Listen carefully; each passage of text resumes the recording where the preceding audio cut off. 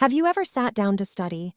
You open your book, read the same sentence 3 times, and suddenly your phone becomes the most interesting thing in the entire universe. You tell yourself, I'll start in 5 minutes. 5 minutes becomes 30. And then you feel guilty because you haven't studied anything. If you've ever been stuck in this cycle, you're definitely not alone. But here's the thing. You don't always need motivation to study. In fact, waiting until you feel like studying might be exactly what's keeping you from starting. So in today's video, I'll show you exactly what to do when you have zero motivation to study. No 10-hour study routine. No waking up at 5 a.m. Just simple things that actually make starting easier. The first thing you need to understand is that motivation isn't always going to come first. Sometimes we think, once I feel motivated, I'll study. But most of the time, it's actually the opposite. You start first, and motivation comes later. Think about it. You don't need motivation to open your book.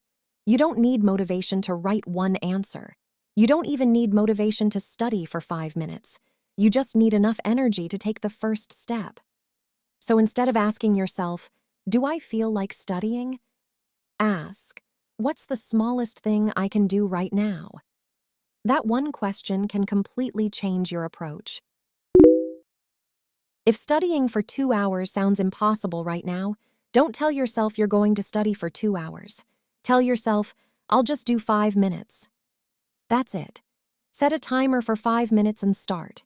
You can read 1 page, revise 1 concept, solve 3 questions, make a few flashcards, and when those 5 minutes are over, you have permission to stop.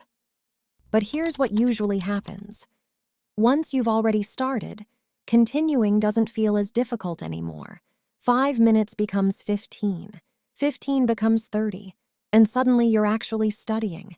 And even if you stop after 5 minutes, that's still better than spending those 5 minutes feeling guilty about not studying. Another reason we avoid studying is because our tasks feel huge. You look at your syllabus and think, I have to finish this entire chapter.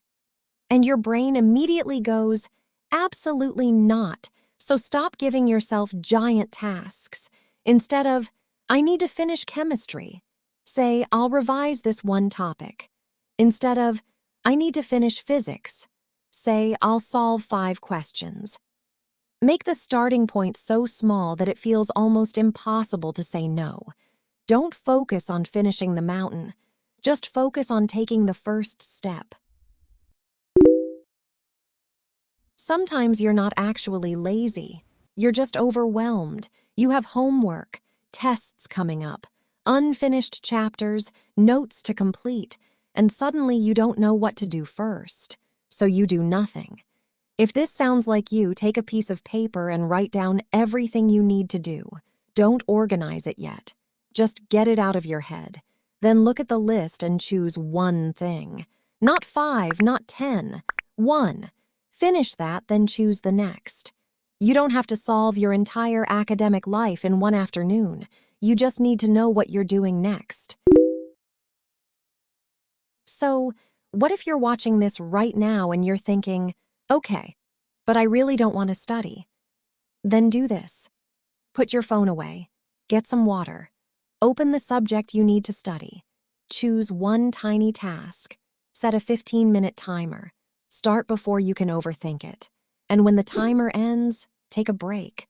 That's your entire emergency routine. You don't need a perfect desk. You don't need the perfect playlist. You don't need to suddenly become the most disciplined person alive. You just need to begin. So the next time you don't feel like studying, don't fight yourself for hours. Make it smaller. 5 minutes, 1 page, 3 questions, 1 topic, 1 tiny step. Because studying isn't about feeling motivated every single day. It's about learning how to begin even on the days when you don't feel like it. And remember, you don't need motivation to start. Sometimes starting is what creates the motivation. Now, go study for 5 minutes.